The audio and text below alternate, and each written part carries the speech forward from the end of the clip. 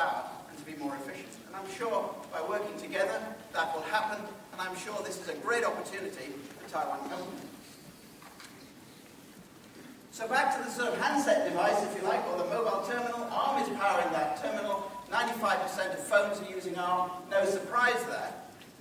Maybe what is surprising to you is just how many pieces of ARM technology or how many ARM microprocessors are in most of the devices that you have in your hand.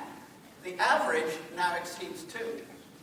And that number is growing all the time. Last quarter, actually, we said 2.4 is the average number of ARM chips in every phone. And that rise is driven by the fact that smartphones are having many, many pieces of technology in them. They are literally getting smarter.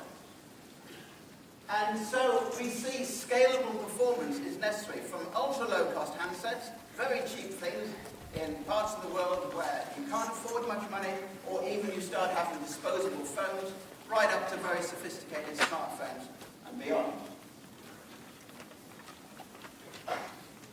Now, I've talked a little bit about mobile, and what is interesting is that for us, the consumers, these two worlds are getting very sort of mixed up.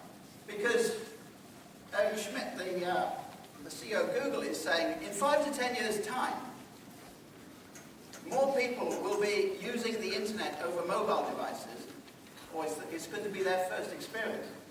And so we're starting to see that the mobile internet is what is driving a lot of our use of this cloud-based computing in the future.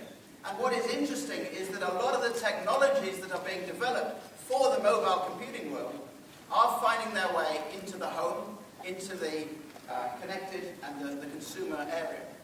It's not just about the hardware. We're starting to see connected TVs and Blu-ray players and things, as I said, even internet fridges. And a lot of that growth is driven by technologies that have been created for the mobile world, driven obviously by the software.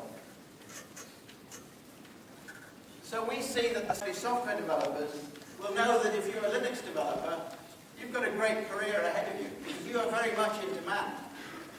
And this is going to continue. There is actually a shortage of Linux developers in the world right now. And so ARM has been working to improve that experience and to bring more effective tools to the market, and I can expect to see that trend continue.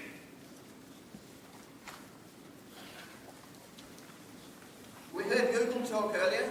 Google was talking a lot about Chrome. As we all know, Android from Google is also becoming very popular on many of these devices. Android was kind of written with ARM in mind originally, and Android still runs very well on ARM today. We see Android going beyond just mobile phones, and Android 2.2, launched last week on ARM, has got lots of improvement. We now see Flash Player 10 running on it, and so on. Lots of improvements going on in Android on ARM. And we see a rapid sort of level of innovation and drive beyond the handset. And so Android, while it might be thought of as a mobile phone operating system, it's actually being adapted and being used on a very large number of different consumer devices already, and I expect to see that trend continue.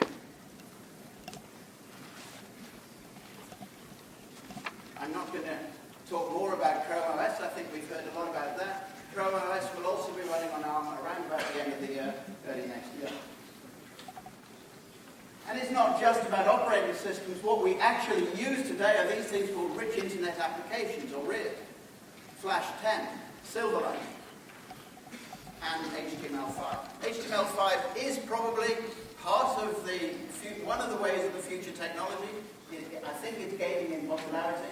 We will see more of it. It's got to be well supported. And when we talk about bringing these applications running onto these mobile platforms, it isn't just a case of porting the software and making it run, because yes, you can do that. But the footprint of this device is very different. These devices typically have a lot less memory. And so actually it isn't just a case of porting it, it's actually a case of optimizing the software to give us a good user experience. And that is what takes the time. That is why some of these RIAs are taking time to get to market, but they are coming. Here I am in Taiwan, where most of the laptops are built in the world, most of the PCs cities are built in the world, and I'm telling you, I see a much, much bigger market ahead. So if that's not opportunity for us all to be smiling, I think I don't know what is. So here we are at the beginning of this era. It is only the beginning. Cloud computing, we're talking about it today, it's been around for a long time, but I believe we're now really at the beginning. It's about to take off.